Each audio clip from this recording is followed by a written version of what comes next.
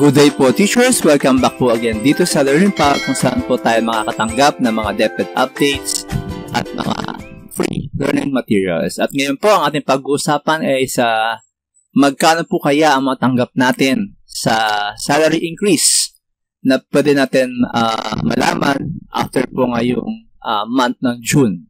So kung pagbabasihan po natin yung nakaraang video, naglabas po ng statement yung Department of Budget and Management na matapos na po yung status of the study on the possible increase of government workers' salaries sa mga yan teachers. So, ngayon po is, ang tanong po natin ay, magkano po kaya ang magiging increase sa ating salary?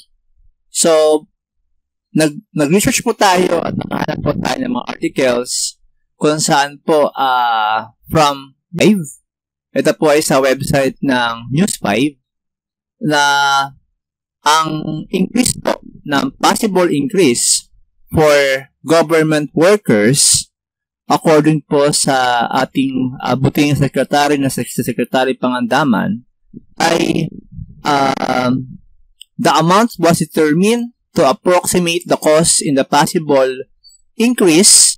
So based po yan sa kanilang 17 billion na budget for the salary increase of government workers.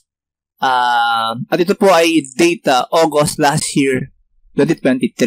Okay? So, nilinaw ko lang po teachers na ito po ay galing din po from DBM. Last year, ang kanilang pong projection na salary increase of government workers ay between 2% and 8% in the monthly basic salary current positions in the national government. So, kung ano po yung ating salary ngayon, ay ang possible po na increase na matanggap po natin after po ng study ngayong June.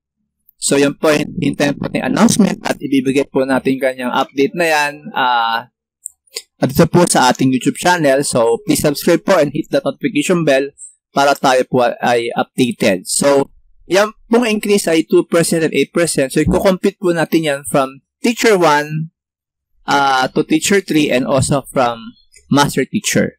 So, for example po ay magsimula po tayo sa 2%. So, ang salary po ng Teacher 1 ngayon ay nasa 27,000. So, let's say po 2%, so 27,000 times 0.02 dahil po 2%.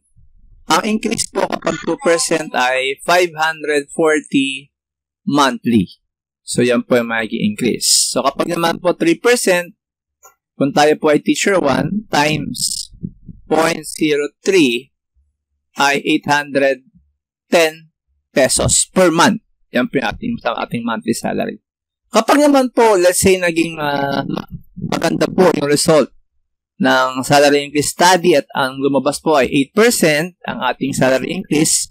So, magbunyi po tayo dahil 27,000 for Teacher 1 times 0.08%, that is 2,160.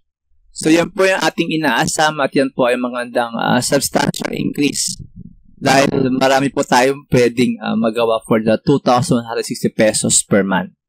Ngayon po, pag Teacher 3, let's say po tayo ay Teacher 3. So, currently, ang salary po natin ay 31,320. So, 31,320. Sabihin na lang po natin ang increase po natin ay nasa, let's say po, nasa 5%. So, that is 0.05.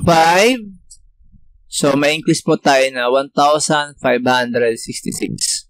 So, ang effect po nito, teachers, ay the higher the positions, the higher also the increase po na kanilang marireceive po dahil mataas po yung kanilang salary grade.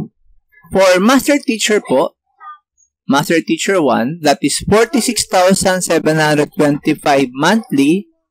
So, 46,725 monthly. Sabihin na lang po natin na increase ay 5%. So, times 0.05 ang ay 2,336 pesos. So, imagine po kung yan po ay 8% po, no, teachers. So, 46,725 times 0.08 sa Master Teacher 1. So, that is 3,738. So, pag-pay po natin teachers na kahit ano pong percent po yan, basta pong may increase. Malaking bagay na po yan for our monthly salary. Matanggap po natin yung monthly salary. So, yun lang po teachers, and please keep updated by subscribing and hitting that notification bell para po sa mga latest news ng DepEd and for free educational materials. So,